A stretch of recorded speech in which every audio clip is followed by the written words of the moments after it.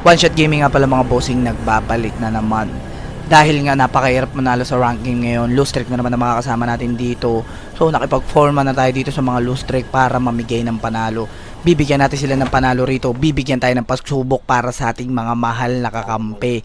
Syempre, pagka-drop namin sa New Vision, may mga kasabay pala kaming palumpalo dito. Tignan nyo naman, down 3 na agad kami dito.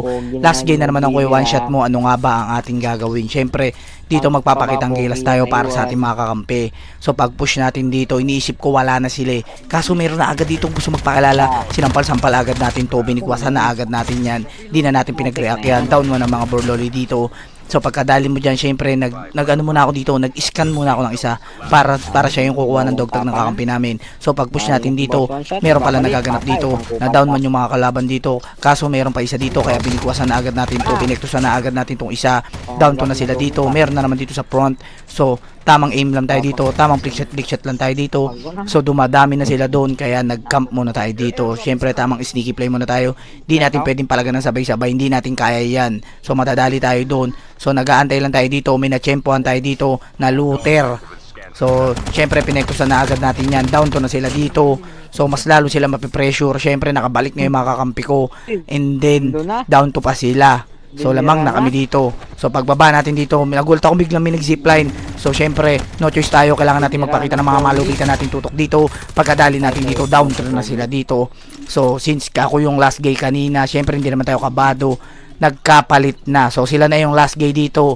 So no choice na sila. So magdodogtag siya, either magdogtag or hindi. Pwede siya malast gay, kaso mali siya ng pinuntahan dito. Pinabalik na natin sila sa lobby dito. Ginanti natin yung mga kakampi natin. Syempre, ganun ako magmahal sa kakampi. Pag sinaktan ka niya, igaganti kita dyan kahit anong mangyari. So since may arsenal na, nag-arsenal na kami dito. Kaso pagpunta namin sa arsenal, napakarami nagaganap dito. Pag engage natin, nakapag-out na yung mga kalaban. And then wala akong mabision since nag-smoke yung kakampi ko. Kaso nagulat ako, bigla may bumabaril sa likod ko dito. Pag flick shot natin doon, hindi natin siya nadali kasi sumakay pala yung burloloy doon.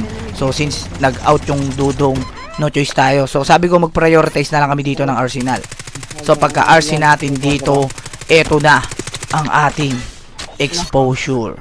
So since nakapag-RC tayo dito, magpo-push na tayo. Kaso nagulat ako bigla may nag-flashlight doon, pinaratidahan pa natin, pinalo natin yung hangin, sabay tutok tayo dito, nalusaw si Dudong doon.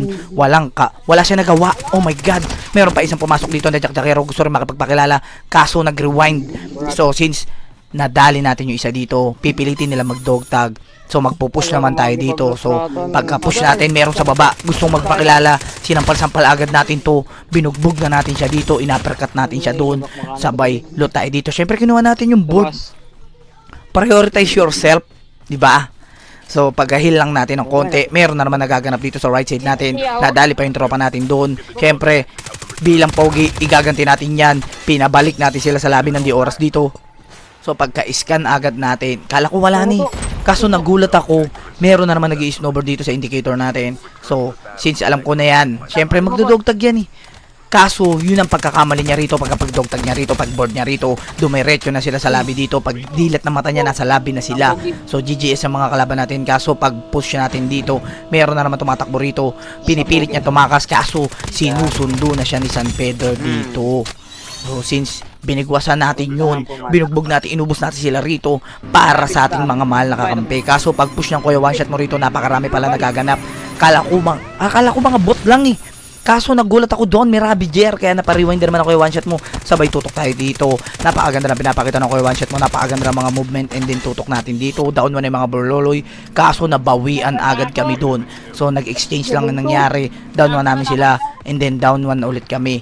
So since 3v2 situation, so ano ba ang ating gagawin? So dito nyo makikita kung gaano ka-importante yung mga throwables natin na yan. And then tamang vision lang, since wala akong idea sa positioning ng kalaban, tamang vision lang tayo dito. Down 1 kami, down 1 din sila. Kaso may naligaw.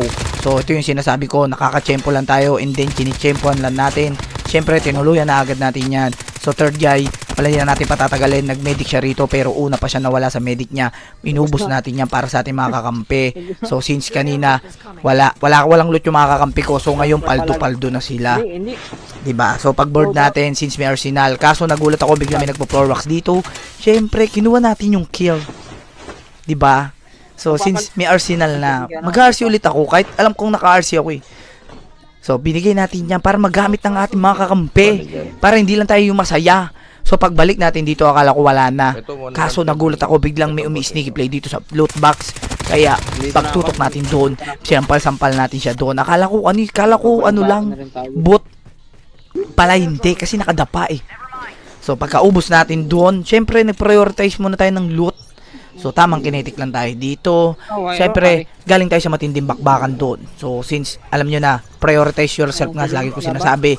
Kaso, nagulat ako, bigla may nagsiswimming dito, nalunod si Dudong doon. Kaya, pagkadali natin doon, pag-flank na naman natin, meron na naman dito naka-hover na cancer. Nakikipag-consider na siya gamit ang hover.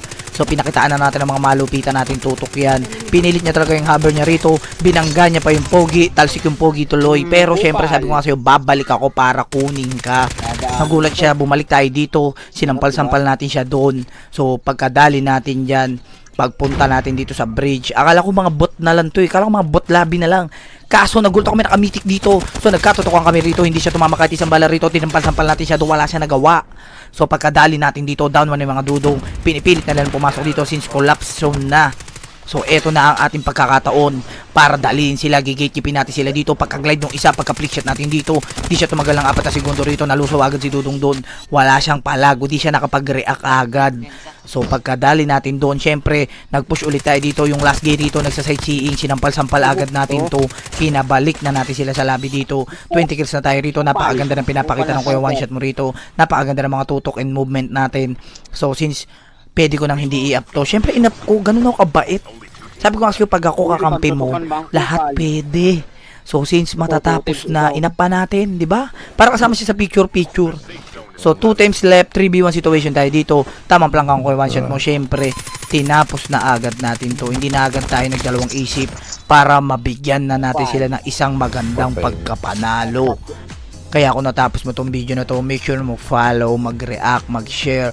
And then kung sa TikTok mo to napanood, make sure mo mag-follow ka na. Everyday tayo nagla-live. And then mga tutorial na ina-upload natin. So kita-kits na lang ulit tayo sa susunod na video. Bye-bye!